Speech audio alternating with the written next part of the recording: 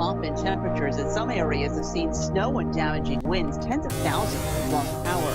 Another troop drawdown. A senior administration official says President Trump will announce a further reduction of U.S. troops in Iraq tomorrow. That announcement will be followed by a reduction in U.S. forces in Afghanistan to be announced in the coming days. This evening, President Trump held a rally in Winston-Salem, North Carolina, where he took aim at Democratic vice presidential candidate Kamala Harris. You know what? People don't like her. Nobody likes her. She could never be the first woman president. She could never be. That would be an insult to our country. The president told the crowd that a Biden presidency would mean a $4 trillion tax cut on American energy. The Biden campaign had no public events today. Tomorrow, the former vice president heads to Michigan. America is listening to Fox News. 2020 has been a gut punch to America. Wherever you are, make it TD. Frequency Radio.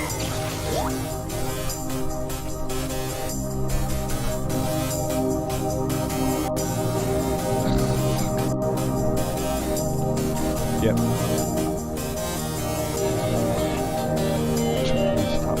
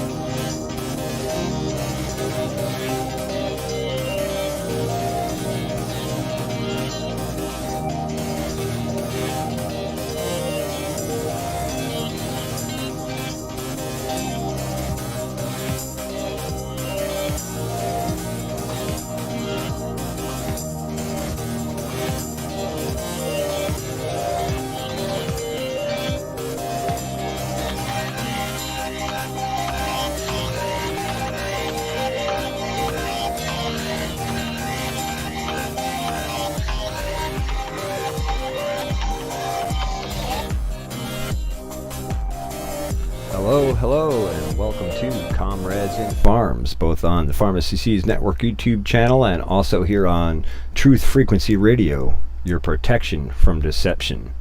This is sort of a new show here on Truth Frequency Radio. If you haven't tuned in yet, this is Comrades in Farms. We'll be talking about all sorts of regenerative agriculturally related stuff, but also we're going to go into technical details and all sorts of other things like that. So first, let me just make sure I have some audio coming through here, and have a look at the chat. So let me just get some feedback from the chat here quick. Make sure that things are functioning correctly. And also, while I'm at it, can everyone on YouTube hear me? Okay, looks like people in the YouTube can hear me also. That's fantastic. Very good. Alright, so tonight I'm going to start out. Let me just make sure I am in fact being heard in the chat on TFR. Sound is fine. Okay, wonderful. Thanks, Lucky. I appreciate the feedback. So tonight we're going to talk about all sorts of farming related stuff. The first thing I'm going to talk about tonight, I just put a video out on YouTube yesterday about this. I've had an ongoing problem with the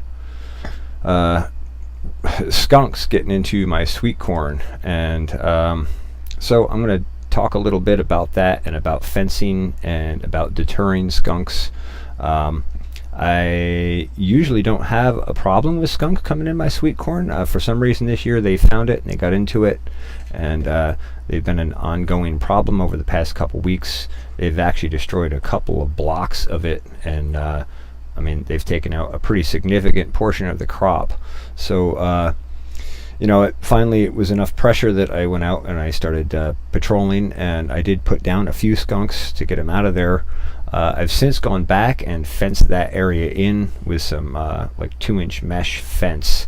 I'm usually don't fence the corn block in like that. I usually have an electric fence which protects things from deer and stuff. And the other thing I do is I usually keep a large area around my growing blocks mowed so that no one can so that the animals can't get across that ground without being in open cover. And most people know that smaller animals have a tendency not to want to come out from cover and be in an open field. They could get attacked by coyotes, hawks, all sorts of stuff. So that's one of the deterrent methods that I use.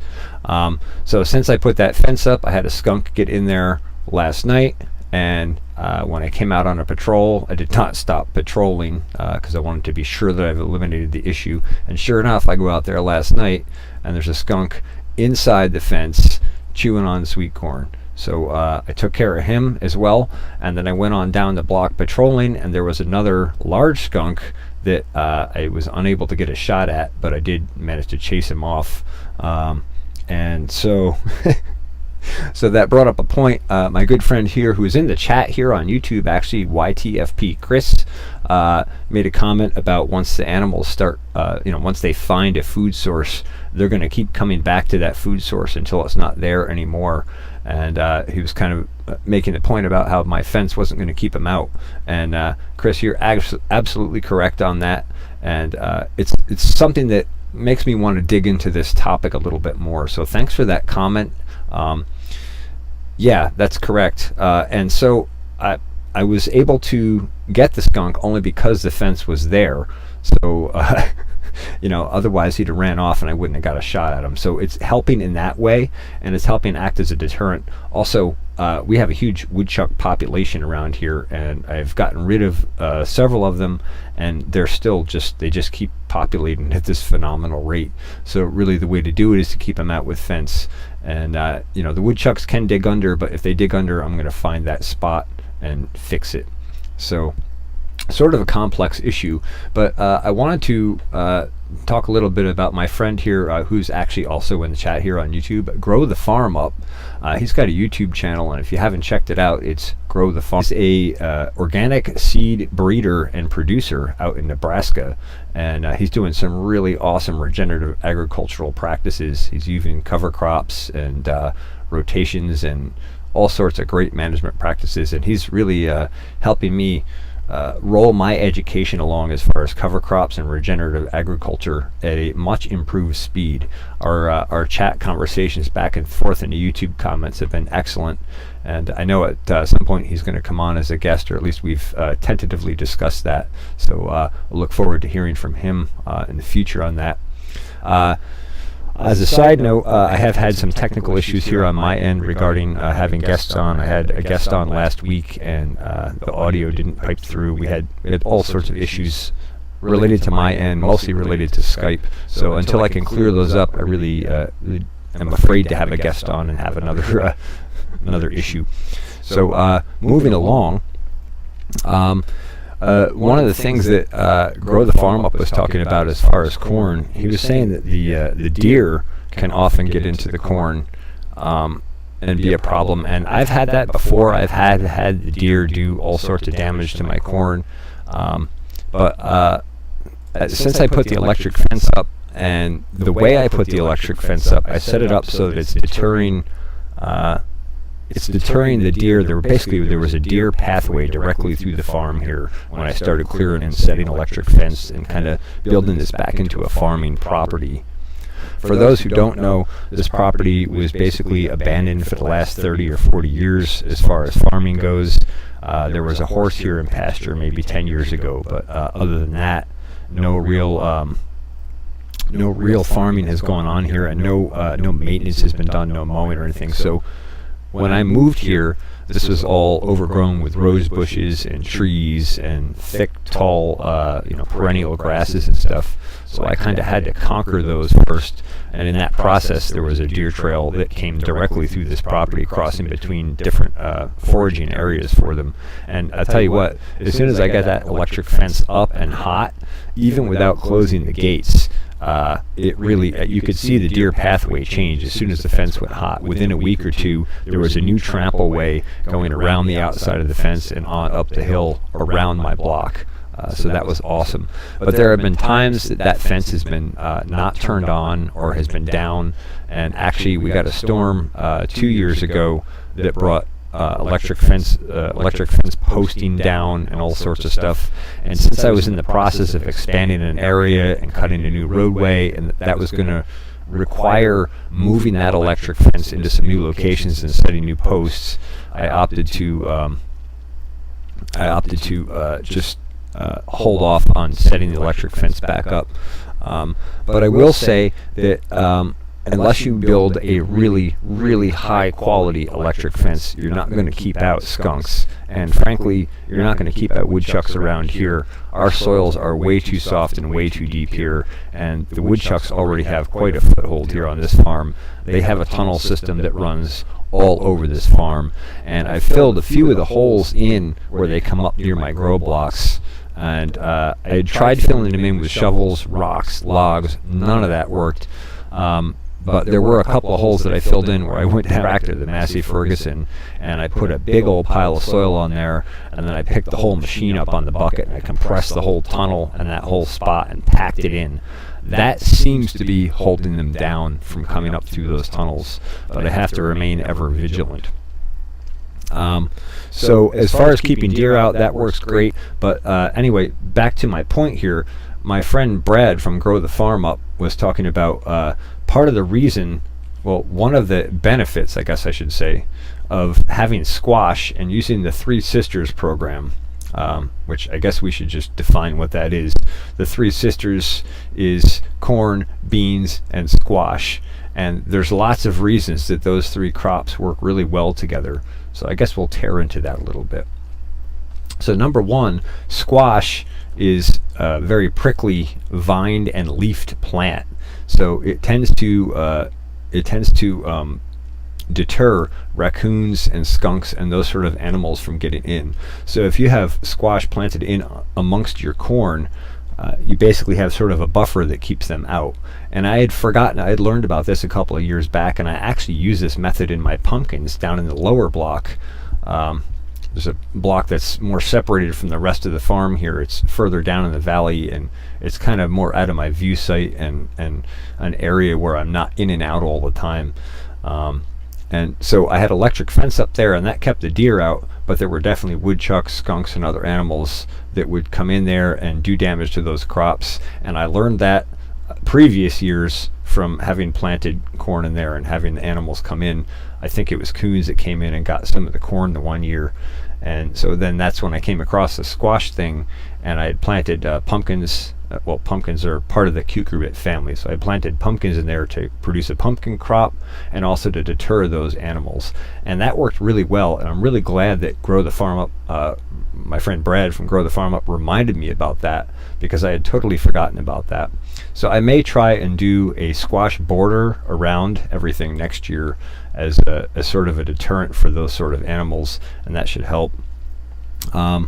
Let's see. So the other advantages are corn, beans, and squash have three different root systems. They use different biology, and they have different plant compounds that they produce.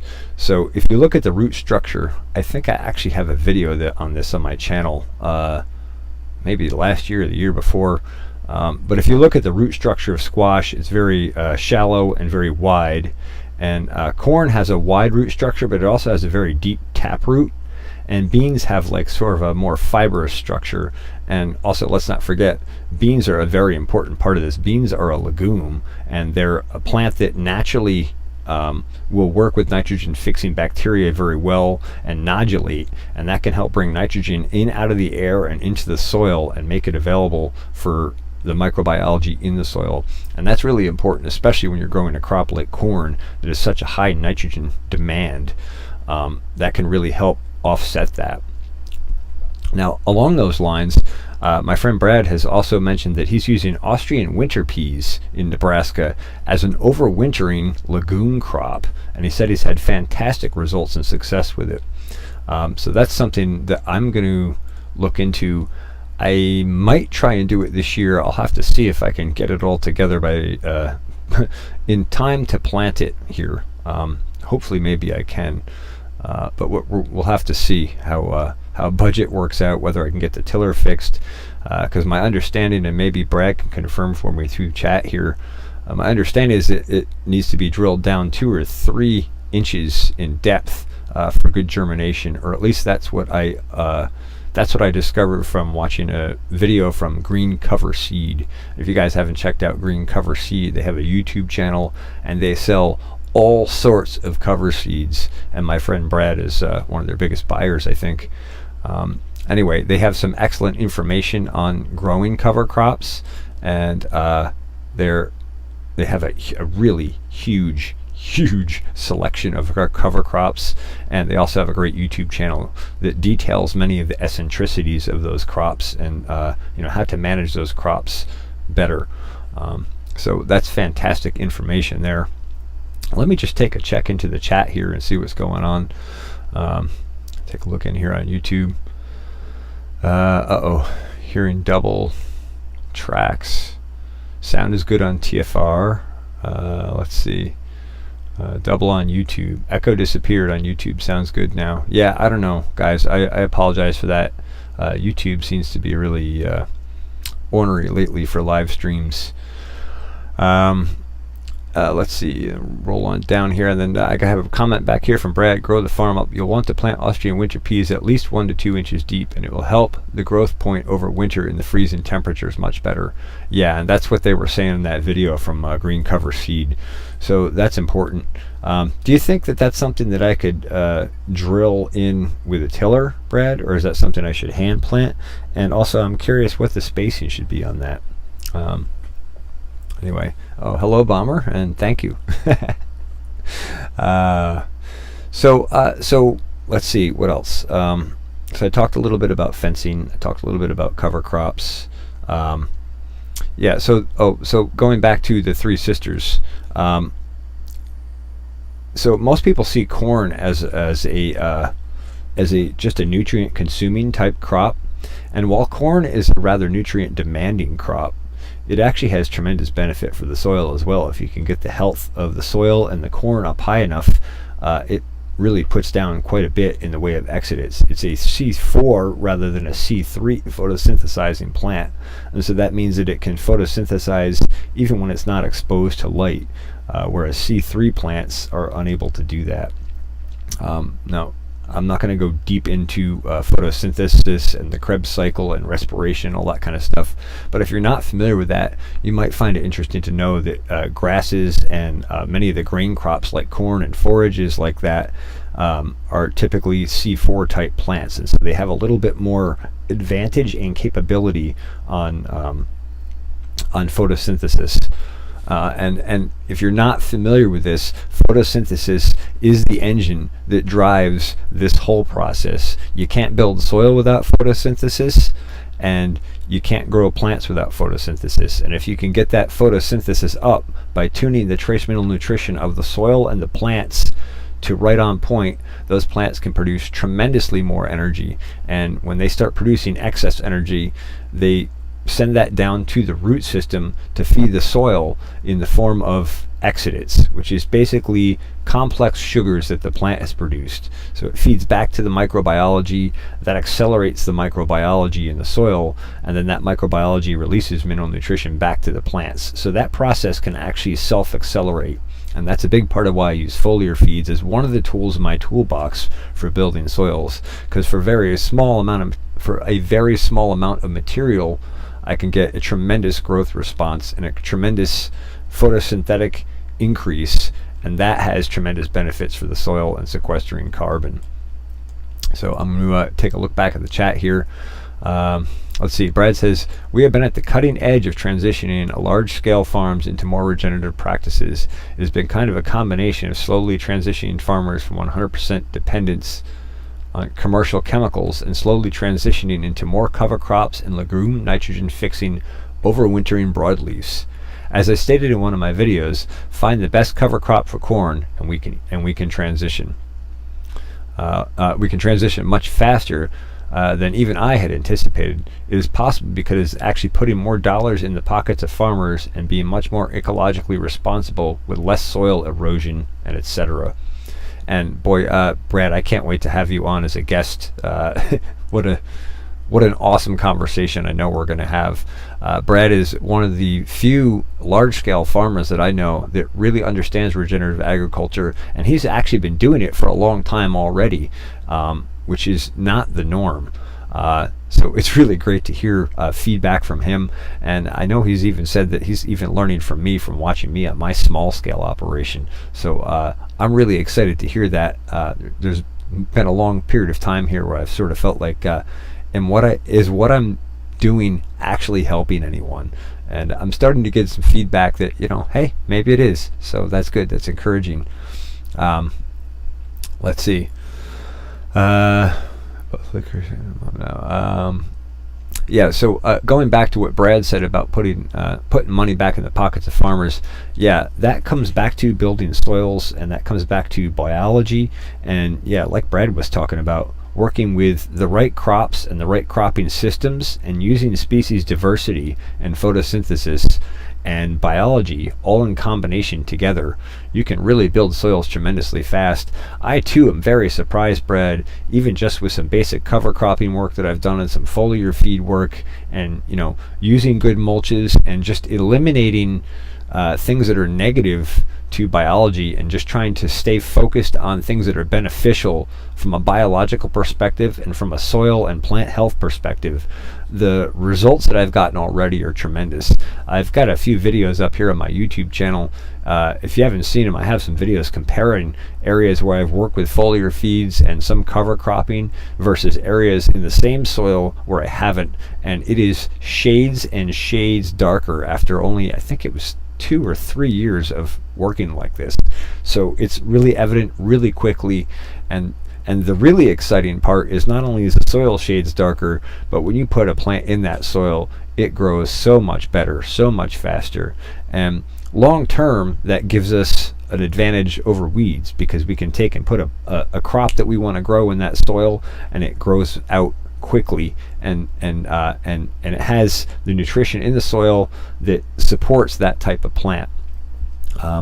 Weeds have a tendency, in general, weeds are usually there to inhabit and rebuild them. So if you look in an area where a soil has been scraped off and there's no topsoil on top, you'll notice that there's a whole set of species of weeds that come in there first, and then if you watch that plot of soil over time, you'll see that those early on weeds like mullein, or I'm trying to think of some of the other early ones, mullein, garlic mustard, at least here in New York, a bunch of others, but you'll see that those tend to actually like fade out over time. They stop growing in that area, and other species come in, more perennial species, and over time you'll see that soil start to heal and recover on its own. And so basically this is what we're trying to do by mimicking nature in regenerative agriculture. We're basically looking to study how does nature do this, and then mimic that and integrate it into crops and systems that work for us, that give us productive output from it without doing damage to it. So that's kind of a basic explanation, I guess. And I'm going to go ahead here and take a look in the chat in TFR quickly, but briefly while I do that, Brad, I'm sure there's something I missed. If you have any other comments, I'd love to hear them, and I'll be glad to echo them out.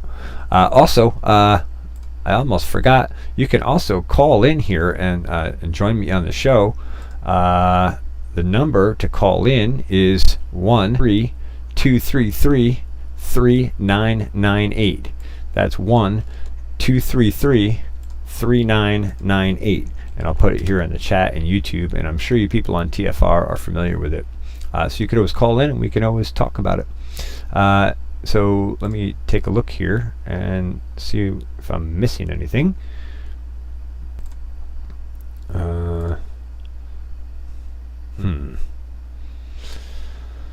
And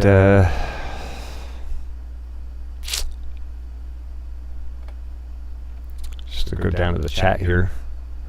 Too many screens going on here. Yeah, it looks like I haven't missed any questions in the TFR chat, so that's good. And how looks like we're about 3 minutes out from the break, so I still have a few minutes left here. So, does anyone in the chat have any questions, I guess, before we get ready to move over to the break here? I kind of want to just tie up the regenerative agriculture thing. I know I talked about fencing a little bit. I'm sorry if I'm a little scattered. This time of year is pretty busy for me. But, oh, it's slightly echoey.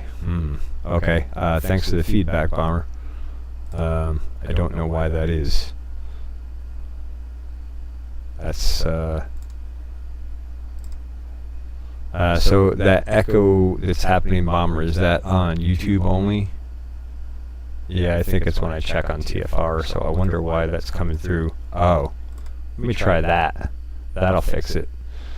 Yeah, I'm not used to streaming on dual media formats. I'm streaming on both YouTube and Truth Frequency Radio at the same time. So it's a bit to manage for one person. I'm not Joe Rogan. I don't have Jamie on the go. Anyway, so I don't see any questions in here. So so that's good. I guess I got my. Oh, it is still there though, huh? The audio problem is still there. I don't know why that is. It shouldn't be. Oh. The other mic was live. How about now? Should have clean audio now.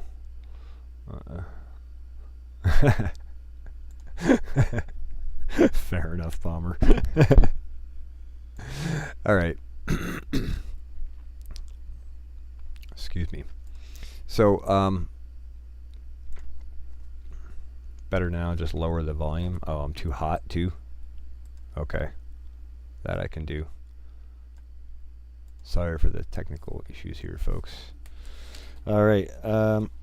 Let's see. So we talked about fencing and critters. When I come back, I think I'm going to talk a little bit about my honeybees and honeybee management and try and touch on it as it relates to this season and this year. I've had a couple of years of beekeeping now, so I've finally started to get some experience, and I'm starting to better understand their life cycle and that sort of thing. So when we come back, we'll go to that.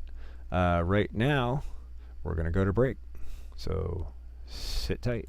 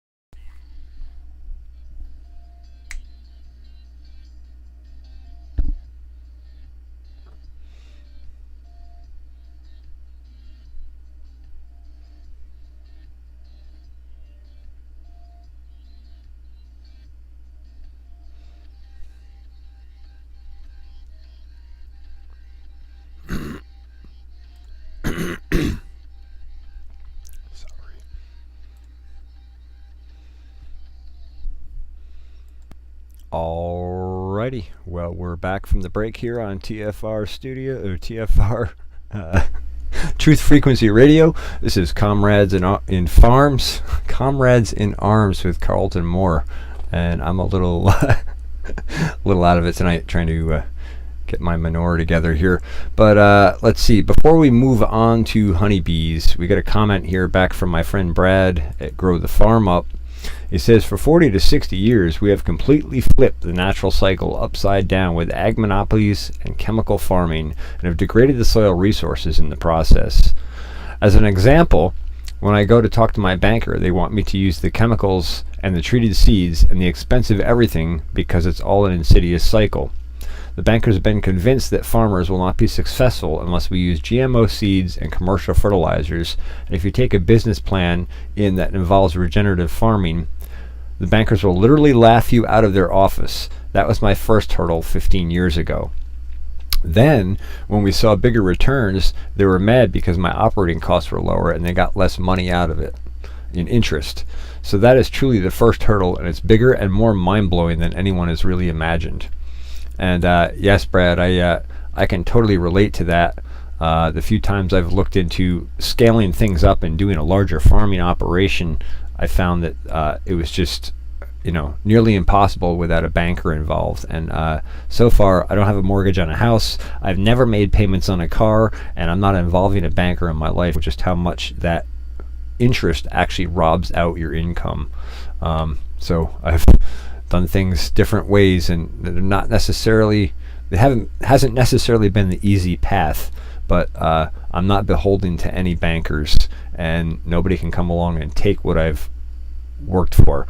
In fact, most of it ends up being intellectual property more than physical property, but hopefully that will change in coming years. Let's see. The next step, and the really exciting thing that we need to talk about in our conversation farm, is higher nutrient density and naturally breeding higher protein and more soluble essential fatty acids that more easily break down and are more soluble in the human body. Just as an example, what if we could create a healthier high fructose corn syrup? That's an excellent thought, Brad. I hadn't considered that from the high fructose corn syrup perspective because, obviously you're aware of the hazards of high fructose corn syrup regarding human health, but you have an excellent point there. And I know that some research has already been done on GMO crops, and a lot of that research has not been carried out long term, but even the short term results have not been fantastic as far as the health of the animals that they were tested on. To my knowledge, to date, no studies have really been done on human health on long term on the use of GMO crops. But I do know from listening to John Kemp from Advancing Eco Agriculture that GMO crops actually change the microbiology in the soil, and they can actually end up creating disease promoting soils. So for those who don't know, these regenerative agricultural practices, maintaining species diversity, maintaining good biology in the soil, is so critical. And even as something as simple as using a little bit of glyphosate, that kind of stuff, like, first of all, it's an endocrine disruptor, right? So that has tremendous negative health effects on anything that has hormones, and that means all living plants and animals, because we all use hormones as part of our biological signaling, right? So when you start disturbing those hormones, now you're disrupting all sorts of really sensitive cycles. And second of all, that stuff has a half-life of 22 years. So that means if you put an ounce on your land now, in 22 years, you're still going to have a half an ounce there in residue. 22 years later, there'll still be a quarter ounce there, and so on and so forth. So even though these things break down air quotes, they really have a lot more negative effect on the soil and on the soil biology. It's really hard to get good soil biology going when you're putting something down that suppresses biology. For those who don't know, glyphosate was originally introduced for preventing mold from growing in paints, and it was added to paints as an anti-biological agent for paints. And so then they discovered that it worked great for killing plants, and then that's when it came into our agricultural system. Let me pick up where Brad was talking here, because he's has some more comments here. so that more easily break down and are more soluble in the human body. Oh, I read that. Banking business plan, turn your money into their money. Yeah, exactly, Jack. That's from my good friend Geeky Gardens over at Geeky Gardens YouTube channel. Poor GMO farmer. Let's see. YTFP says, yes, those poor GMO farmers have to get subsidies just to be able to afford seed and can't move away from GMO later because there is so much weed killer in their soil, nothing will grow there anymore. Yes, that's happening, and the seed thing is a bigger thing. I didn't realize what a problem it is to get organic seed on a big scale. But it actually, it is. It's hard to get organic seed on a big scale. And I've had that confirmed more recently in talking with Brad, because he was saying since he started breeding organic seed, he can't keep up with demand. And so that's a really awesome sign. That means that our regenerative agricultural systems are starting to take hold, and then we are starting to turn it around, at least from a demand perspective. And I think that's really encouraging.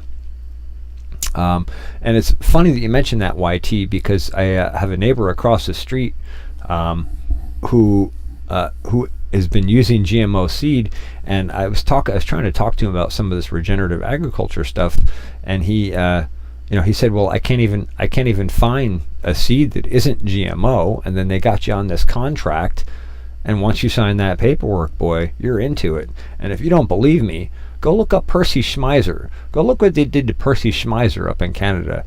He didn't even buy seed from them. His seed was contaminated by another company. I think you know who I mean. And they ended up suing him for his contaminated seed, because they basically were saying that he was trying to steal their seed from them, which is not the case at all. His family had been growing rapeseed in Canada for over 50 years. They had produced their own seed every year, and it ended up being contaminated, and the only way he found that out was because he found some weeds growing by his power line that weren't dying in a Roundup spray where they had sprayed the power line, and then he discovered that his seed has been contaminated, and then they basically stalked this poor guy down and bankrupted him. So go look up Percy Schmeiser. That's a really sad story, but it's a good thing for us to be aware of, especially for consumers to be aware of. Part of the reason that I started this show and this YouTube channel is not just to help farmers learn, but to help consumers become more aware of the hazards in our food supply. And I can tell you, there are many, many, many hazards in our food systems. And, there's so many, it's hard to keep track of. It's hard to get good, healthy food. But rest assured, farmers like Grow the Farm Up, farmers like Brad, are trying to turn this around. And there is a wave of new farmers turning on to these regenerative agricultural practices and doing this. And I'm really glad to see Brad doing it on a big scale. That is very encouraging. Let's see. So he says, oh yeah, high fructose corn syrup is terrible and a bad example, but you get my point. Healthier soy oil would also be a better, more widely used example, which is what we're doing now.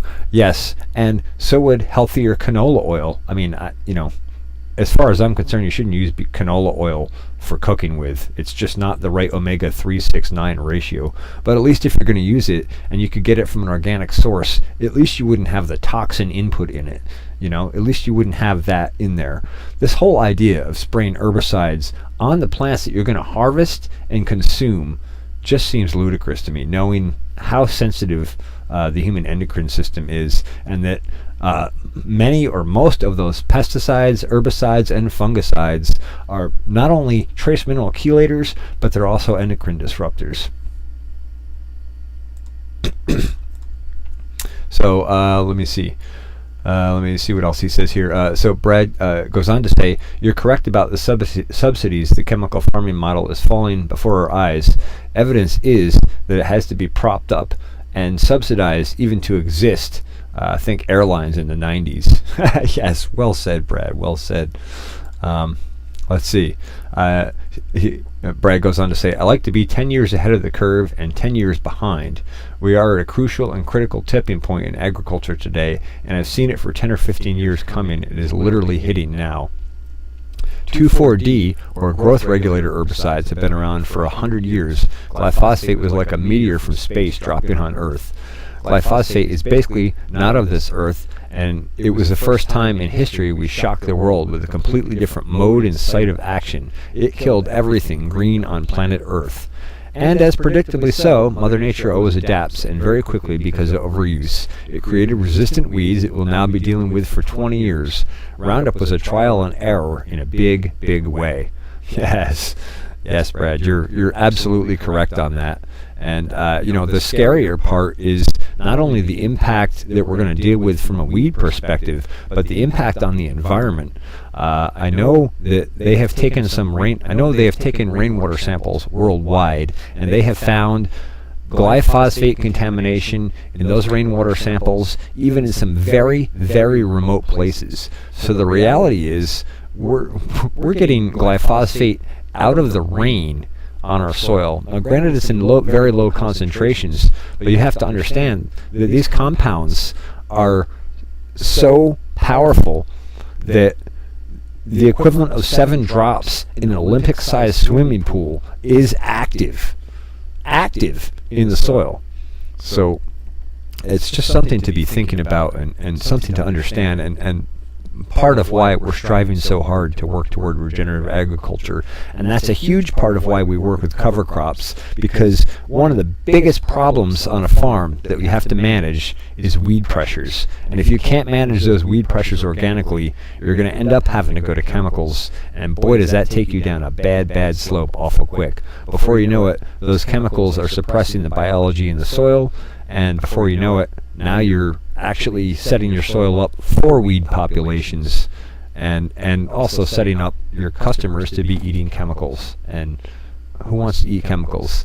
If somebody offered you a little glyphosate as dressing on your salad, would you want that? No. Well, you're doing the same thing if you're spraying it on the plants.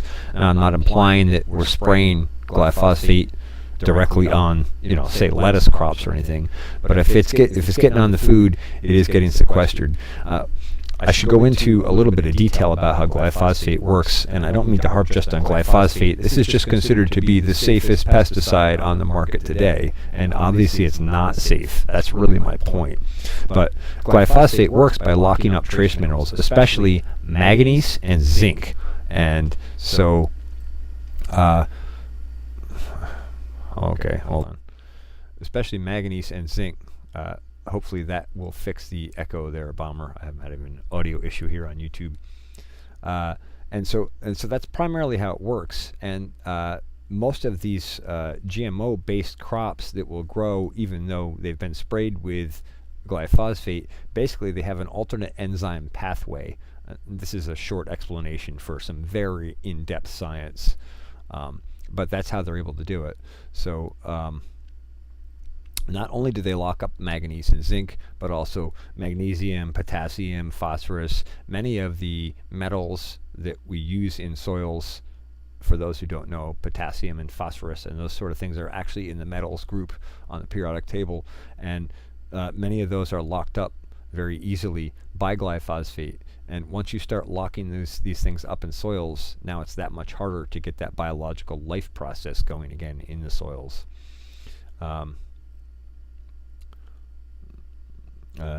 We confirm that in the first, maybe fertilizer. So that's that. And let's see, I was going to talk a little bit about honeybees. So let me just kind of switch gears here momentarily, and we'll talk about honeybees for a little bit. I don't see any callers here on the call line on TFR, so I'm going to take a look at the TFR chat quick.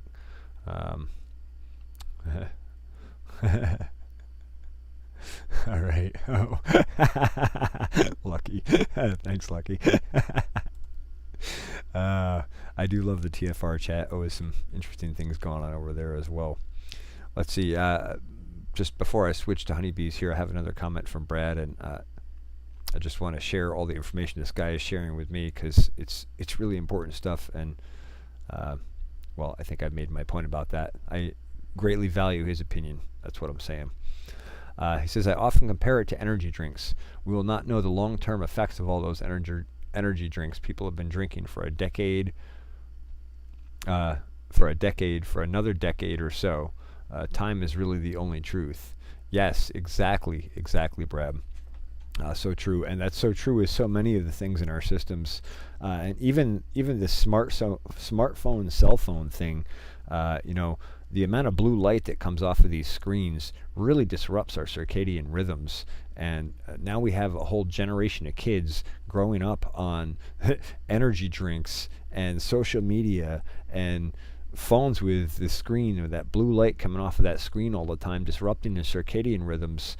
And we look around society, we see how things are going, and somehow we're not connecting the dots here. There's a nutritional component, there's an energetic component, there's a mentality component. And we really need to be aware of these things and start tying them together from a consciousness perspective, so that we can start fixing these problems. I don't know. I could go on all day about that. I'm going to jump off my soapbox about that and switch over to my bee box. So this year, here in New York State, which is where I'm at, New York State, I usually say New York, but here in New York State, we've had a really, really dry season. I've had to irrigate pretty extensively, even to get crops to establish or to grow well. And that impact has been shown on the honeybees this year dramatically. Last year we had what I would basically call a perfect grow season. Perfect weather, good sun most of the time, got about 1 inch to 1.5 inches of rain every week, and it was just an excellent season. And those bees never stopped producing through the entire season last year. There was traffic in and out of those hives for the whole season. Good resources coming in, good pollen and nectar, and good bee colony health. Now this year, with the drought that we've had, for most people who haven't really studied honeybees closely, it's really, really dependent on good flowers and good nectar and pollen being available to supply that nest throughout the year. Anytime that tails off, you end up with this what's called a dearth, and basically the honeybees pull back, they're unable to find nectar and pollen, and they start consuming their honey resource reserves. This is never good if you want to harvest excess honey off, because they start consuming their reserves. And also, as part of that, the queen will pull back and regulate, and she'll stop laying so many eggs in the nest. And so that means that your colony doesn't grow and expand. What you really want is a colony that starts out in the spring small from the winter over, and the queen goes crazy laying. The bees go out and they pull in pollen and nectar and resources, and they build that nest up fast. They have lots of nutrition available for that queen and that brood, and they feed her up really strong. And it'll go from, I don't know what the exact number is, but say 500 bees in the hive to say 5 or 10,000 in the course of a month, or even less. And all of a sudden there's this explosion of bees in the colony, and all those bees grow up and they start going out and foraging and pulling resources. That hive explodes, it grows to this massive colony.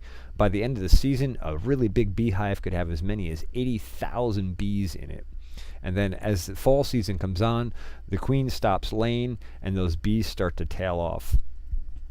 I guess I should go into this a little bit too. A bee life cycle is fairly short. Most bees live around 30 to 46 days, in that range, typically around 46 days if I remember correctly. Whereas a queen honeybee actually can live about 5 years. They're usually considered viable and really good for 2 to 3 years, and then they should be replaced. So that's one of the things that happens when bee colonies swarm out. They're actually replacing the old queen. The old queen takes a portion of the colony and she flies out, and they go find a new place to inhabit, and they build a new nest there. And then the new queen that rears up is the replacement queen. So what happens is you get a split. You get actually 2 bee colonies that are producing, and then oftentimes, even if an old queen dies out in that new colony, as long as she's been laying eggs and the other honeybees in that colony detect that she hasn't, the queen has died, they communicate primarily by pheromone. They're always looking for the queen's pheromone, and they spread the queen's pheromone out from the colony for foragers coming back in. Anyway, if that queen dies, they can actually take a queen cell and start feeding royal jelly to that queen cell and create a new queen. I think it takes about, it's either 21 or 28 days. I don't have my life cycle numbers down precisely yet, but it's about a month between when that happens and when a new queen hatches out. Oftentimes, they will actually cap several queen cells, and those queens will usually hatch out around the same time, and they'll challenge each other, and whoever is the best queen for the job ends up winning it. So there's all sorts of interesting selection points inside of the life cycle of a honeybee colony. Anyway, back to my discussion about that. They ramp this nest up in a tremendous way. Come springtime and as summer sets in. The early part of the season here in New York, I don't know about other parts of the country, but thanks, Bomber. She likes my royal jelly dance. But York, we have a tremendous flush of flowers and growth here. We have all sorts of, like early on, we have willow trees that bloom. Those are some of our earliest, and cottonwood and poplar. And so the bees will go out and start hitting those. And then along with that, we'll get like dandelions and early white clover and some of these other crops, or some of these other species of plants. And then as the season flushes, their colony is expanding. They're pulling these resources in. They're building this colony up with tremendous energy. And then if we stop getting rains like we did this year, we stop really getting any effective rain in the end of May, and by mid-June we were kind of in a drought situation already. And plants were pretty well established at that point, so they were still growing, so there were still resources available. But certainly by mid-July, a lot of the natural foraging flowers and plants for nectar and pollen weren't available. They weren't, even though the flowers were open, there wasn't enough moisture in the soil to provide moisture for that plant to produce nectar and high quality nectar and pollen. As a side note, honeybees won't even visit a flower unless that flower is 7 bricks or higher. Like, they won't even touch it. They'll take a look at it, they'll sniff it, they know that that flower doesn't have a high enough sugar content, and they'll skip it and move on to another one. So it's really interesting to watch these honeybee colonies. So this year I'm fortunate enough to have planted in some cover crops like buckwheat and holy basil and that sort of thing, and I'd been irrigating those, and so those kind of helped my honeybees come through the dearth. But in seeing how they suffered between when the buckwheat crops were open and the drought that we had, and more later here in the season, we actually got some good rains a couple of weeks ago. They're ramping back up now. The goldenrod is opening. The last plantings of buckwheat that I put in are opening and flowering, and so they're working those crops. And now my sunflowers are starting to open, so I'll have those to go after. And a new flush of white and red clover and other wild forage stuff is coming back now. But had we had that continuous available stuff, I probably would have several hundred pounds of honey already coming on. So yeah, so there's that. Let me just go back and look at comments here quick.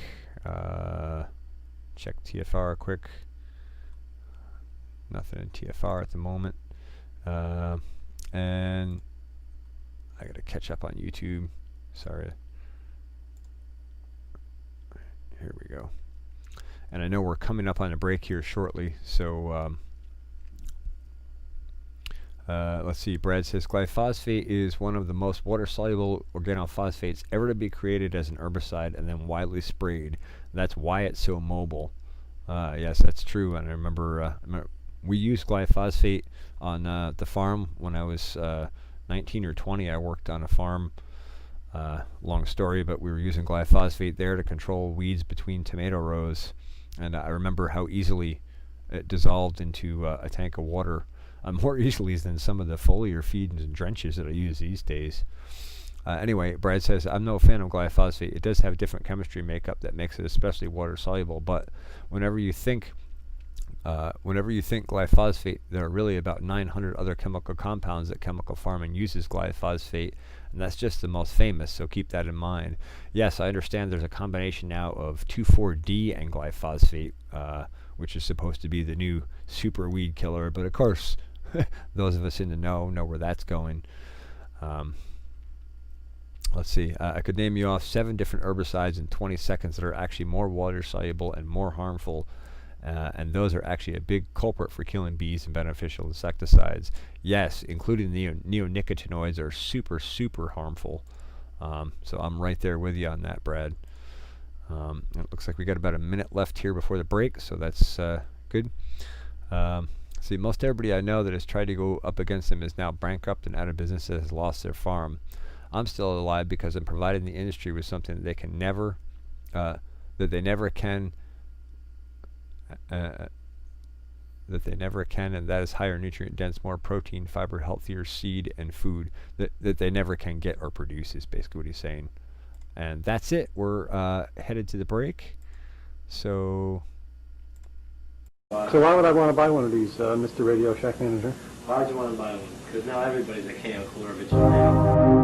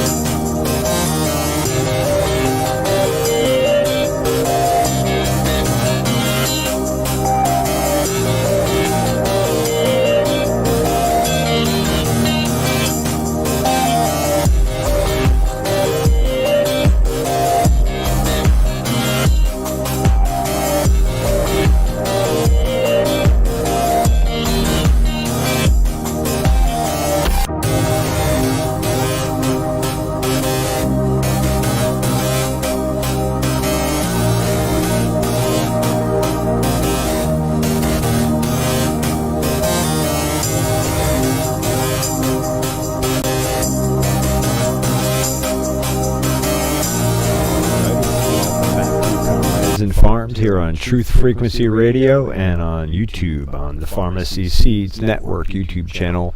That's Farmacy, Farmacy, as in let food be thy medicine. We're back from the break here. I was talking a little bit about honeybees and the honeybee life cycle before, but I see I've got some comments here from my friend Brad from Grow the Farm Up.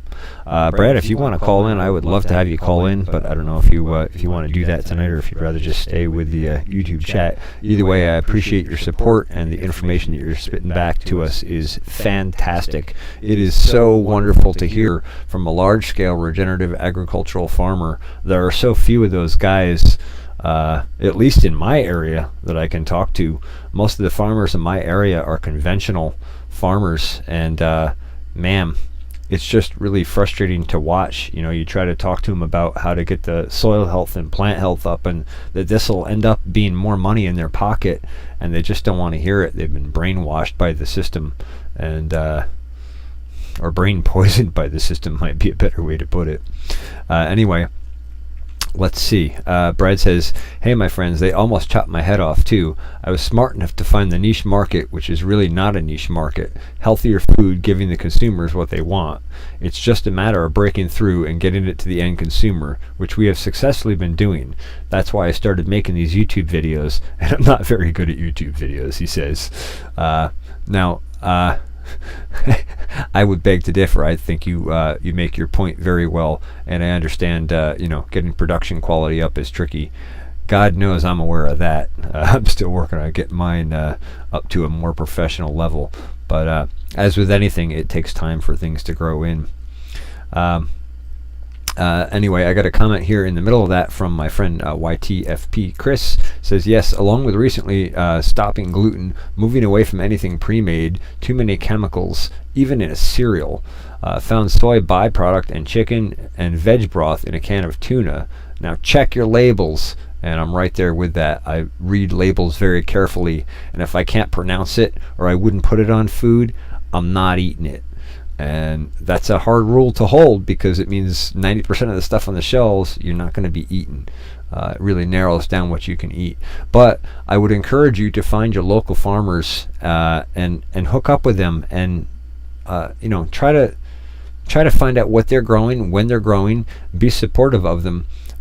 Brad's a big commercial farmer, but there's lots of small farms here in New York that are regenerative or minded, or at least organic. They're at least not spraying chemicals directly on your food. Hook up with them, support them, help them, and if you know information that maybe they don't know, don't be afraid to open a conversation and share it with them.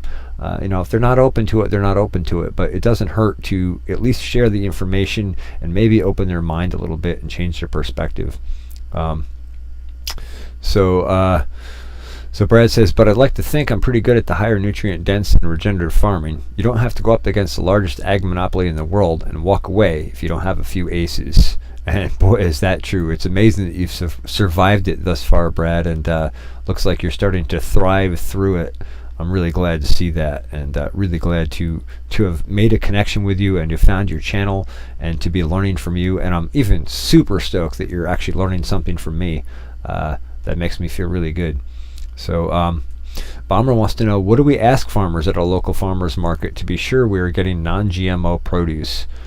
Well, organic is to my knowledge, they're not allowed to use GMO anything in anything that's labeled organic. Maybe Brad could confirm on that for me. But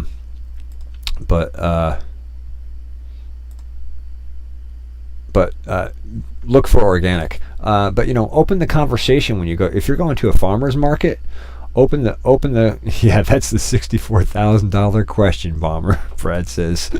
Yeah, it is hard to tell. They keep messing with this whole labeling laws and all that kind of stuff, and that's why there is a huge movement to try and push labeling so that at least you have to put GMO on the label if there's GMO in it. And there's a tremendous amount of resistance to that because there is a lot of our food supply is coming from GMO crops, and if they do that, then they got to admit, what's really going on in our food supply, and that's a very complex issue, both financially and politically, and as you know, all of those systems are sort of screwy already to begin with. So once you get into that, you're climbing down the big rabbit hole. Alice isn't going to be 10 feet tall. She's going to be 100 feet tall. So you better be ready with your David and Goliath slingshot. Just saying. Let's see. Brad says that's really our biggest mission, is to create a food label people can trust. There isn't one on the market today. And yes, exactly. And that's part of why I encourage people to work with local farmers as much as they can. Ask about where their produce is coming from. When you go to the store, take the time to bug the guy in the produce department and ask him, where's it coming from? How was it grown? Find out more information about it. If we have lots of consumers doing that all the time, they're going to start to get the message that, hey, we better shift our sources and be getting sources that the customers approve of, because if we don't, we're going to lose our market. That's the only way we can really vote in this system. Vote with your dollars. That is tremendously powerful. Don't forget, you got the cookie, or they got the cookie, and you maybe don't want it. Anyway, so that's kind of what Brad's doing. Well, that's exactly what Brad's doing, is trying to educate people and produce a product that people want more. And if that demand for that product goes up, if you have the choice between organic, regenerative, agriculturally farmed stuff that has those trace minerals and enzymes and gives that health that those products give, versus something that isn't, what are you going to choose? If you can afford it, you're going to choose it. And the reality is, regenerative agriculture doesn't have to be more expensive than conventional agriculture. In fact, it can be less expensive over time when we get this into the bigger growing systems. Brad says, I have the benefit of a multi-generational 100-year-old seed company. I understand how much of this starts with the seed. And yes, exactly. The seed is super, super critical. I learned this quite some time ago. Let me just go back to Bomber's question here quickly before I continue on, though. Ask in the farmer's market. Ask where it's grown. Ask how it's grown. Ask what their practices are. Ask if they use any pesticides, organic or conventional. Ask what they're using for their fertility program. Ask if they're getting soil tested. Ask if they're doing plant sap analysis. Ask if they're adjusting for trace mineral nutrition. Dig into it. And this means that consumers, once again, have to take responsibility for themselves. And, this brings back to a really good point when it comes back to the concept of liberty and freedom and that sort of thing. Having liberty and freedom means you're responsible for yourself. It's just part of that system. So these people who want liberty and freedom, but they want someone else to protect them, no, what you want is someone else to protect you. And no one else is going to protect you without you end up compromising yourself in some way. So, and that goes for the food supply too. Educate yourselves about the food systems and use channels like Grow the Farm Up and the Farmacy Seeds Network, and listen here on Truth Frequency Radio. We have lots of awesome hosts, and they're talking to all kinds of people all over the planet every single day. And let me tell you, the topic of food comes up. The topic of human health comes up. Those topics come up a lot, and there's lots of people with lots of knowledge out there. Seek that knowledge, share it with others. This is like one of the most important parts of this process. My good friend Lucky has the show Quantum Connections. I think she's on Mondays and Wednesdays at 7 p.m. Is that correct, Lucky? I think that's correct. They talk about all kinds of stuff that relates to farming and economics. And I've actually been on her show a couple times talking about farming specifically. So seek that information, share it, and keep asking questions. Don't be afraid to ask questions. If you go to a farmer's market and you're asking somebody questions about how they produce something and they don't want to tell you, there's something they're hiding. I'm more than happy to share any information that my customers ask about. And there's been times that we've gone out and walked out here and I've explained some of these processes to people in detail. Some of the complex things that we do here that really are just mimicking natural systems, but it's complex if you don't understand those systems. Let's see. Brad says, I figured out that I was at the intersection of continuing to be part of the problem or recognizing I could risk everything and become part of the solution. Now that I'm in 10 years on the other side of the epic battle and coming out of it better off with more customers than I can handle, I know I've made the right call, and many people said I was wrong at the time. Yeah, Brad, I know what you mean. I've had lots of naysayers along the way, and I just turned their static down and kept going, because I knew in my heart, I knew my intuition, and I knew from the science that what I was learning and doing and trying to do was the right thing to do, both ethically and for health and for the planet and so on and so forth. And those pieces all tie back into everything else. We have lots of people in our society with mental health issues right now. We see that exploding right now with this whole COVID situation that's going on, and then all the crazy politics stuff that's going on. We see the insanity starting to come out. I would like to say that I think that a big part of that goes back to the nutrition that these people are eating. You can't really be loving or helpful to other people around you, or be an integrated part of your community if you're sick. If you're sick or in pain, you're always kind of in this defensive position, and then you can't be growing if you're in a defensive position. So all these pieces really do tie together from so many different perspectives. Let's see. Bomber says, by law we have to label where the produce comes from. It's illegal up here in Canada not to have the country of origin label on the product and on the price tag. Yeah, we have that too here, Bomber. But country of origin is one thing, but none of the actual practices of how it was grown is coming through. And that's what we kind of need to plug back in more. And I understand that's hard to do on a commercial scale. So let's fix the commercial system, and get it back into regenerative agriculture. That's how we heal our soils and fix our lands. And it's not just healing our soils and fixing our human health. It also heals our streams and our forests and our ecology. We're affecting so many other animals and ecosystems on this planet with our bad practices and our chemicals and our destructive nature, our destructive mentality toward nature, and it just doesn't take all that much to tweak the other way and start using productive practices that are regenerative. We can really save a lot of these damaged ecosystems and bring them back and restore them much more quickly than you might think. And then YTFP says, and best of all, grow your own if you can, but then you know how it was grown and it lowers your carbon footprint. Yes, exactly, YT.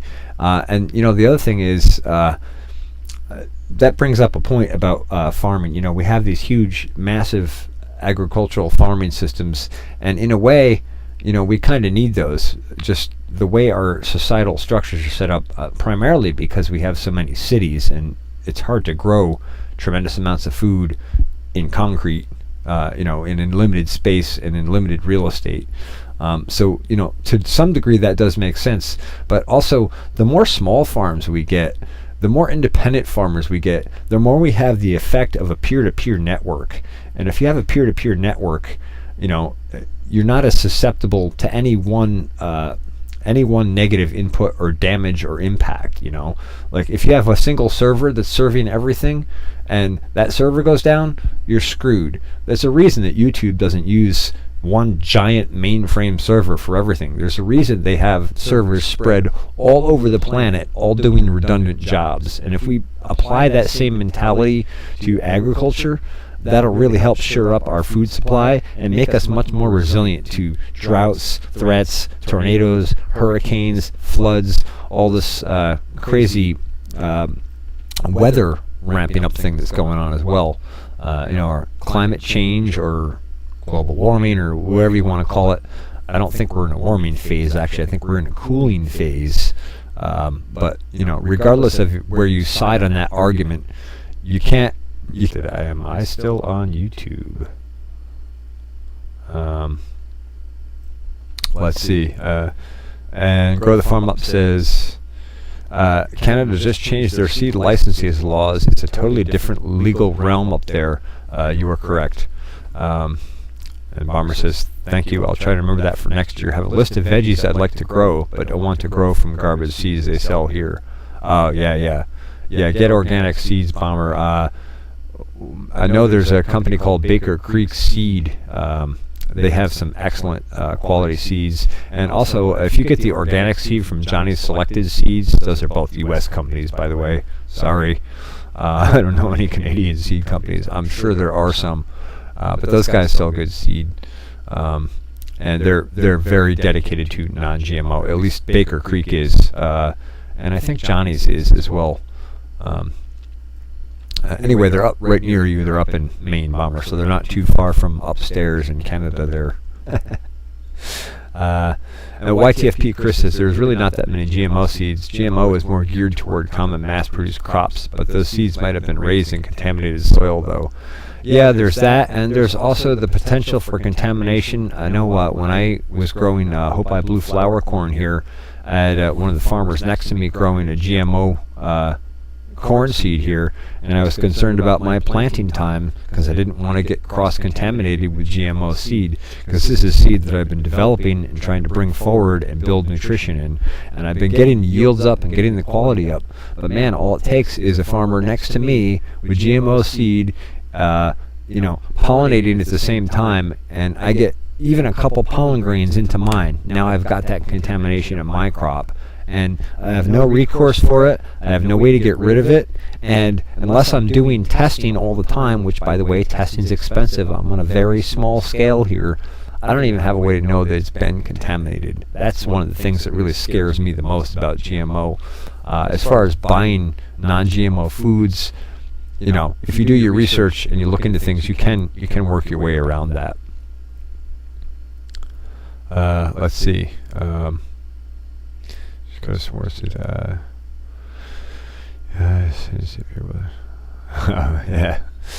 see. Welcome, Julia. Glad you made it in. Let's see. Brad says all living things on Earth are carbon-based, including the soil. Everything attaches to the carbon chain. If we could keep Mother Earth green year-round, we could sequester so much more CO2. Yeah, we could actually make it probably an oxygen-rich environment pretty quick if we did that. It's really amazing, and I've seen people have this whole argument about cows being this huge carbon footprint on the planet. Well, yeah, if you're sticking them in feedlots and you're out there using you're using grains to feed them, you're farming those with oil-based products, oil fuels, oil-based fertilizers and chemicals and pesticides and all that kind of stuff. Yeah, you have a huge carbon footprint. But if you take those same cows and you put them into a rotational grazing system and you use them in regenerative agriculture, now you've got a carbon sequestering system, a massive one, and you're amplifying your soils and your crop health. And those cows are putting biology back into the soil as well as nutrition. It's really amazing how quickly that little tiny tweak in one direction or another makes a huge difference. Brad says, in fact, I got echo again. Why does this mic keep turning itself back on? Okay, it should be okay now. Brad says, in fact, I want the CO2 in my soil where it belongs. That's part of what regenerative farming is all about. Over tillage releases the carbon into the air. Yes, exactly. More greenhouse gases are emitted from tilling highly commercially fertilized acres to the hundreds of millions. If you think about it, commercial fertilizers are made from things like natural gas. Yes, exactly. And in fact, after World War II, that's when we started using all these chemical fertilizers. Basically, we brought all this ammonium nitrate home. We didn't have anybody else to blow up with it, so we had to repurpose it, and that's when it became a big thing in the farming system. And sure, you put that stuff on, you get this tremendous growth response early on, but in the process, you've killed all the biology in the soil, and you've made those plants now dependent on being spoon-fed with chemical fertilizers. And as soon as you do that, you've compromised the biology in that soil for the entire rest of the growing season. And so now you can't take on microbial metabolites. And for the rest of that growing season, you're killing biology. And while you're killing biology, what do you think's happening to that soil? It's breaking down, and it's releasing more carbon. And as you're releasing more carbon, now you have a less healthy soil. And so you can either go in a regenerative direction or destructive direction, but not both at the same time. So anytime you're growing something or farming something, thank you so much, Geeky, appreciate it. Anytime you're growing something or farming something, if you just look at nature and study and mimic nature. Whatever nature's doing, try to observe that and pay attention to it, and try to implement that in your systems. I know since I've become more aware of this over, since I'm kind of on this journey of learning regenerative agriculture and trying to get better and better at it and learn more and more, I've really found that I find myself studying nature, and I've started to really notice subtle things that I didn't notice before. I've done a few videos on this, and also on changing your perspectives, and I'll continue to do more videos on my YouTube channel about that kind of stuff, because they really are it's really interesting when you start observing it. One Pollination, welcome. My friend One Polly is in here on the YouTube chat. So great to see you, One Polly. I know you've been MIA for a while. I think you had some stuff going on in your life. I'm glad to see you here. I hope you're doing well. Really appreciate your support and coming in. And yeah, Julia, yeah, we're dual streaming here on Truth Frequency Radio, and also here on the Farmacy Network YouTube channel. It is Tuesday night, 9 p.m. Pacific, for 2 hours, and if you're that's Pacific time. If you're in Eastern time, it's Wednesday morning, 12 a.m. Same thing for 2 hours. So it's a 2-hour show here on Truth Frequency Radio and on the Farmacy Seeds Network. Let me just take a look at the time here and see how close we're getting to the break, so I don't run us into the break. Looks like we've got just about 4 minutes left before the next break comes up. Oh boy, did I miss anything? I'm sure I missed something. Anyway, this conversation is excellent. Oh, here we go. There's another comment from Brad. Much like Roundup after World War II, it worked really well for my great-grandfather for about 10 to 15 years. Yeah, and it's interesting about that, Brad. It's that 10 to 15 year cycle seems to be the thing with any of those destructive type farming systems. It's interesting. That's just about long enough for a person to get used to a system like that, really get into it and sold on it, get implemented in it, and make it a practice, and kind of like forget that there's another option or another system. It's interesting how that timeline works. And I know you were saying you've been doing this for, I think you said you're about a decade in. Is that right? He said, you're spot on. It's getting pretty late. We're going to have to set up a Zoom or call-in or something sometime next week or so and really drill down on some of this stuff. Yeah, absolutely, Brad. I tried to have a guest on last week, but I had something going on with my Skype here, and I was unable to bring them into the conference call. Well, I'm unable to bring them into OBS Studio to stream them via YouTube. So I'm working my way around that. I just haven't had a chance to tear into my computer and do some upgrades here that I have to do to make that work for my setup. But yeah, we definitely have lots to talk about, and I'm really stoked that you're here and participating in the chat. And I'm really glad to have made your acquaintance, and I'm really looking forward to our discussions, because I have a feeling we're gonna end up talking more than one show, because there's just so much to cover, and there's so many little eccentricities and details, and I know you have an awesome perspective from a larger scale that I don't have the privilege of having. Let's see. He says there's so much going on in the seed industry that leads to the food industry, and how they tie together what the big companies are doing versus what independent companies are trying to accomplish. Yeah, I'm sure there's a tremendous amount of crazy dynamics involved with that. I have no doubt that is the case. And I have a question here from One Polly. What you feel? How do you feel about vertical farming in response to hurricanes?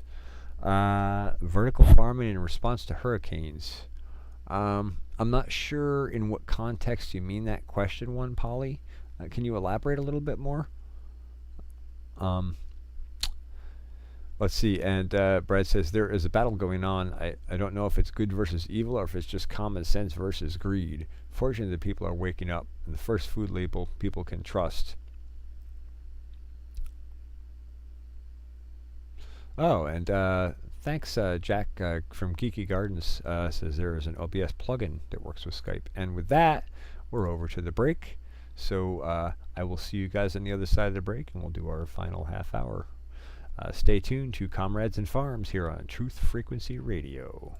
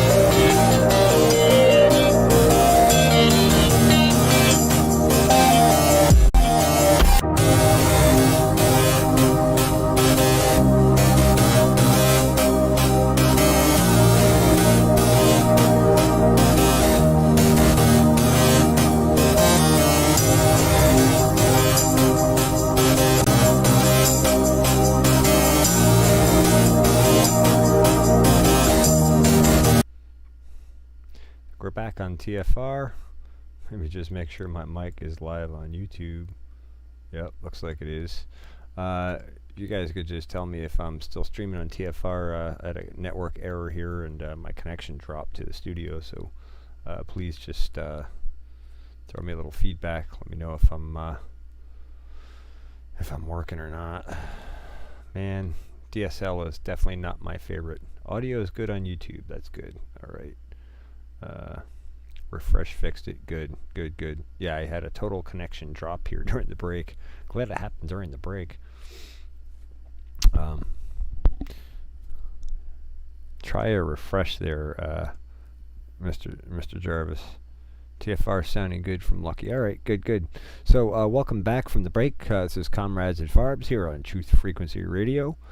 So far we've talked about regenerative agriculture pretty extensively, and also bees.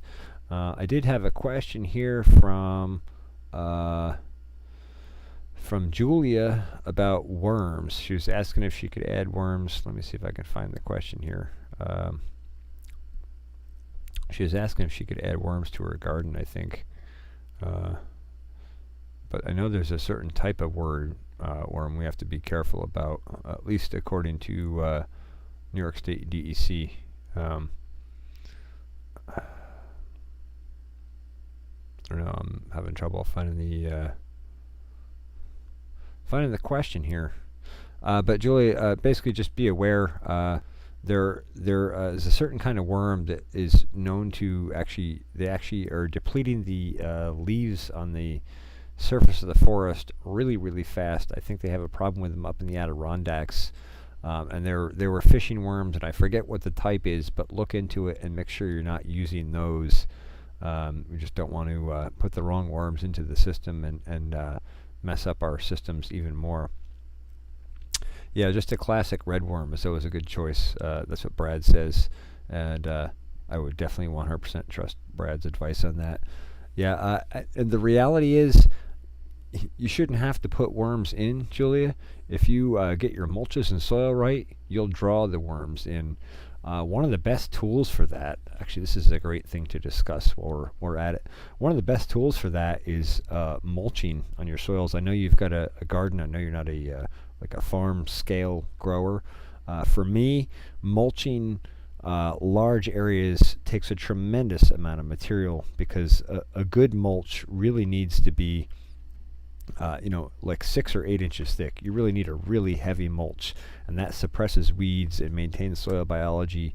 And when you get that soil biology running right, you'll put on 6 or 8 inches, and in 2 months that mulch will be gone. You got to replace it. So it takes a tremendous amount to do it, and that's part of why we use regenerative agriculture and cover crops in place of using mulches. Instead of covering our soils in commercial scale agriculture, or even my scale, where it takes so much material to get mulch, and either you're buying it, it's expensive, or you got to make it on the farm, or in my case I go out with a mower and I mow huge areas of field, and then I rake that up, and then I bring that and import that. That's a lot of extra work, a lot of extra fuel involved, and frankly, you can grow those mulches right in place. So that's why we use cover crops. However, on your small scale in your garden, one of the most powerful tools you can use are good mulches. And I would recommend something like a sheet mulch followed up with a good organic mulch. A sheet mulch is something like cardboard or newspaper set down in a thick layer, ideally like a corrugated cardboard. That is one of my favorite materials for small scale, for bringing worms in. You put down a heavy cardboard like that, you wet it first, and you put it down. It is basically like doing paper mache on top of the soil, and it forms this armor on the soil. So that protects the microbes and the worms. And then you put a heavy mulch like grass or leaves or wood chips or whatever you can get, that's available in your area, that's not expensive or hard to get. You put that down real thick on top of that, and now all that carbon and all that carbon in the cardboard and in the mulch also draws those worms in. They come in under there because it's nice and moist, and there's food for them. And later on, like a month later, when you go back and peel that mulch back and peel that cardboard back, all you'll see in there is this huge population of worms. And for those who don't know, worms are sort of biologically, for the soil, worms are sort of like a cross between a chicken and a cow. And that's a really powerful tool, because cows are ruminant animals, and basically the soil is the digestive tract of the plant. And so kind of what we're trying to do is mimic the digestive tract of a cow, for example, or a ruminant animal in the soil. And so worms are a great way to mimic that, and they produce biology. They drill holes in the soil, which allows for oxygen and carbon dioxide to exchange in and out of that soil for the microbes in the soil. And they also make a hole that, as plants go down and they're trying to find their way down and put a root down, that hole that those worms makes for a really easy place for a root to go down. And guess what? It's loaded with biology and nutrition all at the same time.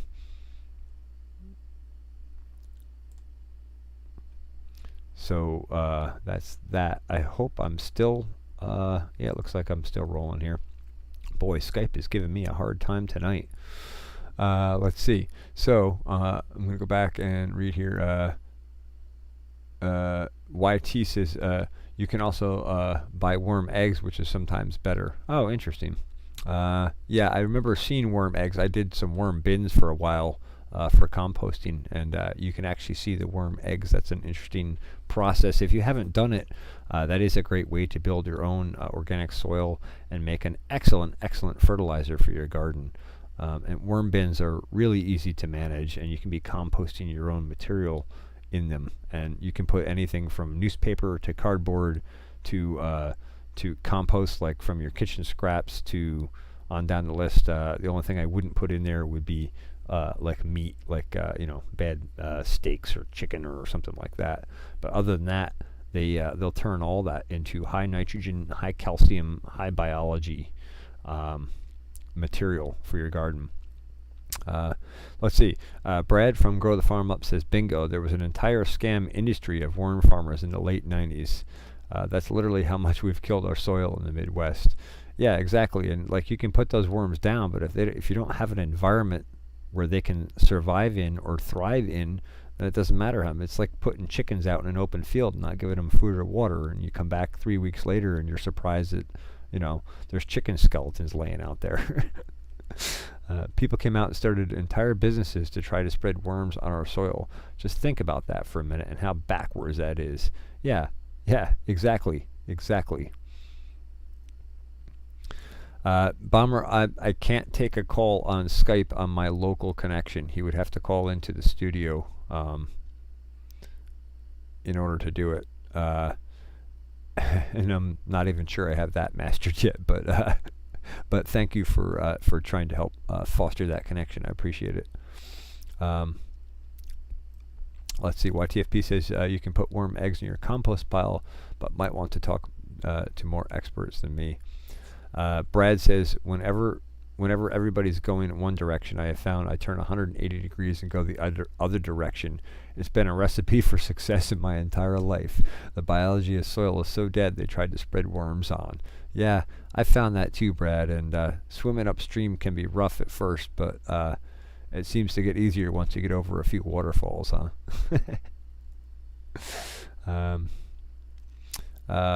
Geeky Gardens has a comment here. A black tree, keep mulch on all year long. Add more when it breaks down. Yeah, Julie, if you go on my channel and look back, I forget what video specifically, but back in the spring, I did a video where I compared near the crimson beefsteak tomatoes. I had put down a layer of mulch about 6 or 8 inches thick. It was a really heavy duty layer of mulch. I put that down late in the season. I think it was late September when that went down. And in New York here, our temperatures drop pretty quick. By late September, we're getting down into upper 50s, if not lower 40s at night by the end of the month. And so we're kind of setting into a winter season there. And usually, most people put mulch on that time of year. That mulch will still be there next spring, still be there, halfway through the growing season. But here, where I've got my biology accelerated and I've started to open these soils up and get things really rocking, that 6 or 8 inches of mulch was gone in April when I went out there, and I was actually astounded that my mulch was gone. But it had been consumed by microbes and worms, and I had to replace it.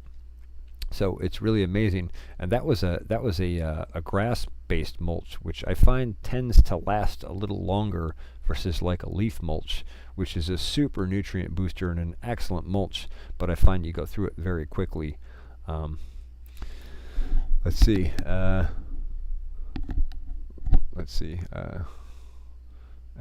let me see. She also asked. Julia also asked, do I mulch in the fall or the spring? Both. Always keep your soil covered, Julia.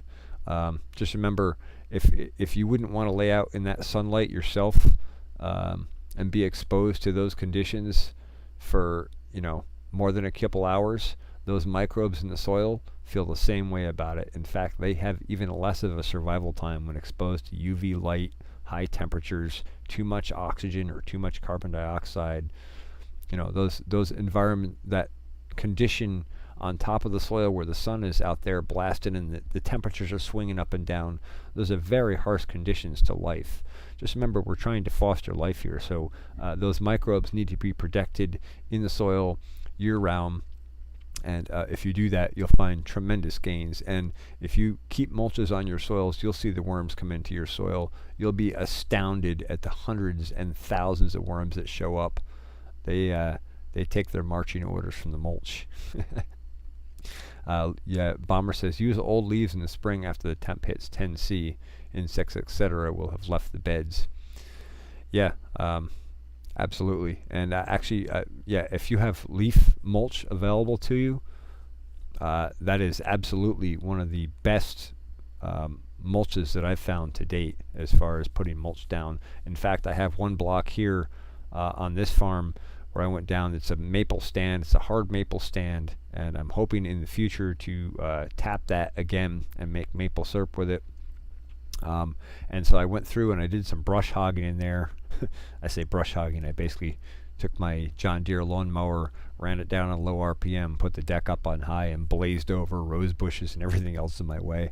And I went back with my thatch rake and raked up all that debris, and especially that leaf mulch. And that's what I mulched my garlic crop with a couple of years back. And man, was that fantastic stuff.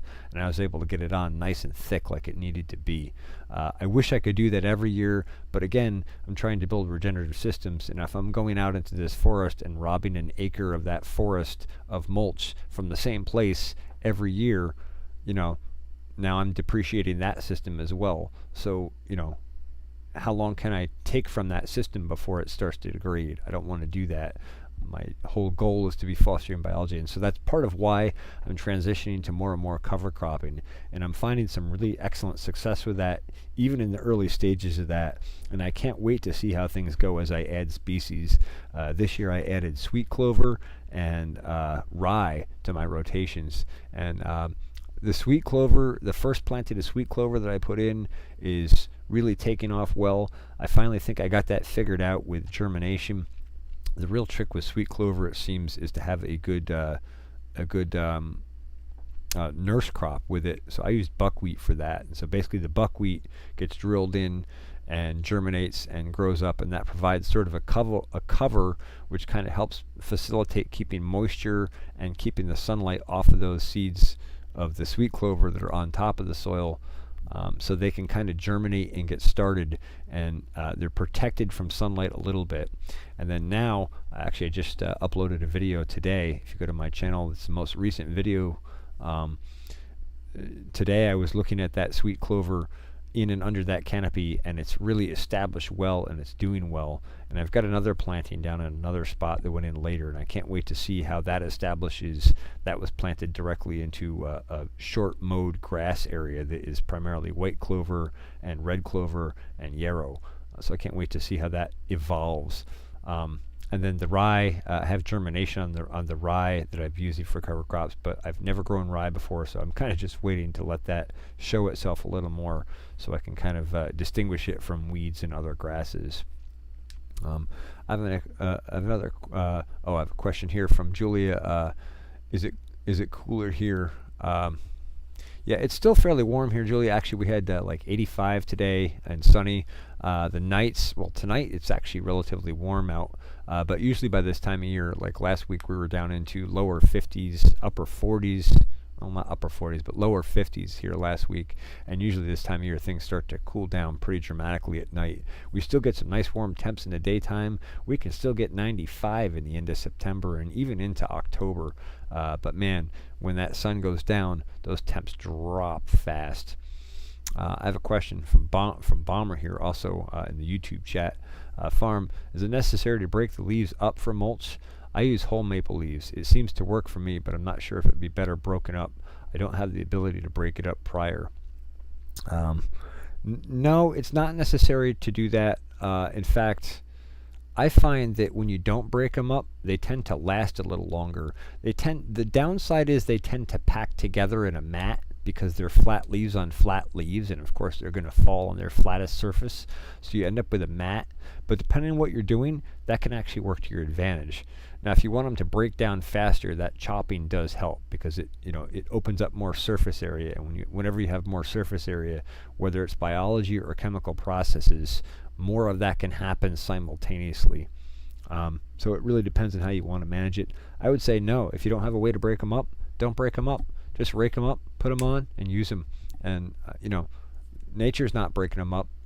Like there's not a mower out in the forest to make sure those leaves are broken up so they come back. The biology, that's what the biology is responsible for doing. That's its job. So let them go to work. Send them to work. Help them work. Excuse me a sec here. I cough.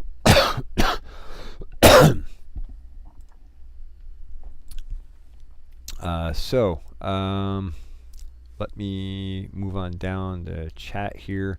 Oh, hey, Nessie Monster's here. Welcome, Nessie.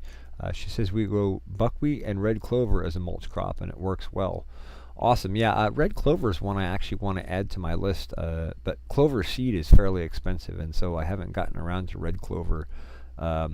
Someone else here had seeded white clover in a couple of spots here for deer hunting or for deer luring reasons many years back, and so through some very careful management and mowing, I've been able to facilitate that clover to grow out and to provide it an environment where it can grow out. And so now it's multiplied all over the farm here, and it's an excellent nitrogen fixer. It doesn't grow too tall, so I can leave it on and not have to mow down heavily in order to have a grass that's not so tall that it's unmanageable. And at the same time, it's fixing nitrogen and providing a pollen and nectar crop for honeybees. So I really love white clover. Red clover is an awesome one too, but it's a much taller stature. But I definitely want to add that. And I also want to add crimson clover to my rotation. That's another one that's more of a warmer climate clover, but very interesting. The clovers are an excellent family of cover crops, especially if you're trying to facilitate good honeybees and all that sort of stuff as well. Nessie, I'm so glad you made it. Thanks for coming by. Let's see what else. Okay, good night, Julia. Have a great evening. And Bomber says I have clover in my pots too. People tell me to pull it, but I leave all that stuff for the soil and the bees. Yeah, there you go, Bomber. Yeah, it doesn't matter what scale you're doing this. The more diversity you can have in your garden or farming or even in your potted plants, the better off you're going to be. I have an example of that out here. I have a fig tree that a friend of mine, my friend Bob, K2LD, an amateur radio friend of mine, gave me this fig tree this spring, and I put it into a pot, and then over time I've added some holy basil and some red nasturtiums and all sorts of stuff like that. So really cool to play with that in potted systems. And I may even play with some, I'm trying to figure out what a good flowering crop would be that I could kind of sprinkle in the greenhouse in, say, late February or early March, and potentially have in late March or early April, before other flowers are opening, have something that besides the flowering Meyer lemon tree that I have in my greenhouse, besides that, something else that the honeybees could come into the greenhouse and have a pollen and nectar source even before natural pollen and nectar sources are available. And I wish I had a much bigger greenhouse, because I'd love to implement that on a bigger scale. But for now, I'm just working with the scale I have. And Bomber says also her bunny. Leave that for the stuff for the soil and the bees, and also for her bunny, who I'm sure loves to chew on some fresh greens. Yeah, for those who don't know, Bomber has an awesome pet named Hassenfeather, who's a bunny, as well as a couple of really sweet kitty cats. Anyway, so I hope I've answered most of those questions regarding that sort of stuff. I'm going to go back. I think I might have missed some chat comments here. I know Kiki says, I don't break up my leaves for mulch, but they are smaller oak leaves. I've seen folks run over their leaves with a lawnmower before using them. Oh yeah, you could do that. I mean, you could just run through with a, I mean, I know Bomber doesn't have a lawnmower, but you could just run through with a mower to chop things up. That's usually what I do. And I actually probably would not even chop those leaves up if I could avoid it. But in order to mow the grass short enough to go through with the thatch rake to pick up those mulches, I basically have to go through with the mower. So I end up chopping those leaves up. Makes it a little tougher to pick them up with the thatch rake, but it gets all the tangled stuff out of the way of the thatch rake, and that's really important because there's nothing more frustrating than trying to run a machine through an area and having to stop every 10 seconds or, okay, I'm exaggerating a bit, but every 2 minutes to untangle vines or weeds that have gotten caught around it. So that works out pretty well. Hassan Pfeffer. Sorry, Bomber. I probably mispronounced that, but I'm not necessarily from Canada, eh? I might have my pronunciation wrong. Maybe I just don't know what I'm talking about. I love my Canadian friends. So if you're Canadian, please don't make them think I'm making fun of you. I love you guys. Let's see. Let me catch up on chat here. I'm just going to go over and check in on the TFR chat and see. I just want to make sure I haven't missed anybody. I'm not connected to the call board. Okay, so yeah, I don't know what I did wrong there, but I'll have to straighten that out. So no, I can't take calls this evening or tonight. This evening, it's still evening to me. See, that's where my sleep schedule's at. Anyway, so I can't take calls tonight, but I definitely will be taking calls in the future, and I definitely am very much looking forward to having Brad from Grow the Farm Up on as a guest, and I look forward to many conversations with him. If he's willing and has the time, I'm sure we can really go down the proverbial rabbit hole, or maybe in this case it's the wormhole. But yeah, we can really dive into some of these topics and discuss some of the problems and solutions in our agricultural systems, and hopefully we can educate farmers, gardeners, and consumers in a more positive way and get them started on the pathway to better health and better soils. This is really a big part of the root cause of many of the health issues we have today.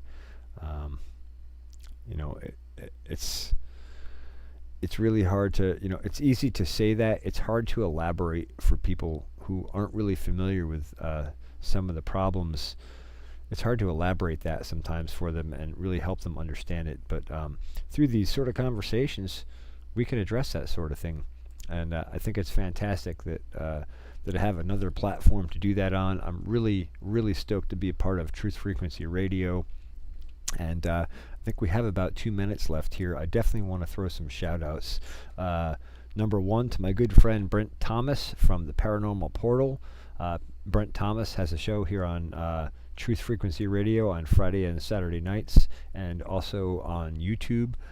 He's also streaming Wednesday and Thursday on YouTube as well. If you haven't checked out the Paranormal Portal, please do go check it out. He's also got a podcast and several other things. So do a search, Paranormal Portal, and check out Brent's show. They do investigations and discussions of all sorts of paranormal things. Everything from Bigfoot to cryptids to Wendigos to ghosts to poltergeists. And Brent is a really excellent host and a really wonderful man with a wonderful heart. And I just hope that you'll go check his show out. I also want to give a big shout out to my friend Elizabeth McCabe, aka Lucky from Quantum Connections. Lucky also has a show here on Truth Frequency Radio, and she's also got a YouTube channel. It's Truth Frequency News. Lucky helped me kind of get started here on Truth Frequency Radio, and I really appreciate her help. And so I'm really excited to be a part of this community and to be streaming to you here on Truth Frequency Radio, and to help be part of your protection from deception. With that, I think we got about 30 seconds left here on the show, and I think we're going to go ahead and jump out. Anyway, thank you everyone so much for being a part of the show and participating in chat. I really appreciate your support and your interest, and I look forward to seeing you next week. Thanks for watching the Farmacy Seeds Network. Don't forget to check us out on YouTube, and we'll look forward to seeing you too. Look forward to seeing you all next week. Thanks for watching the Farmacy Seeds Network and Comrades and Farms here on Truth Frequency Radio.